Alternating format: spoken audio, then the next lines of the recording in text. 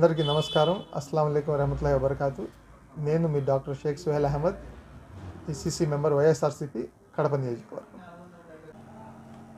ఈరోజు మన ఉగాది సందర్భంగా కడప ప్రజలందరికీ నేను తెలియజేసుకున్న ఏమంటే, ఇది ఒక కొత్త ప్రారంభానికి సంకేతం.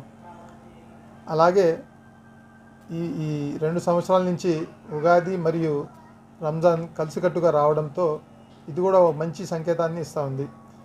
ఉగాది మనకు కొత్త ఆరంభాల సంకేతం. రంజాన్ మనకు సహనం, దయ, సేవాభాయం నేర్పిస్తుంది.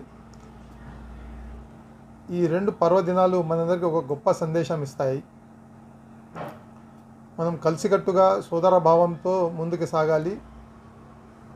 అలాగే ప్రతి ఇంట్లో ఆనందం, ఐశ్వర్యం, ఆరోగ్యంతో నిండాలని మనస్ఫూర్తిగా కోరుకుంటున్నాను.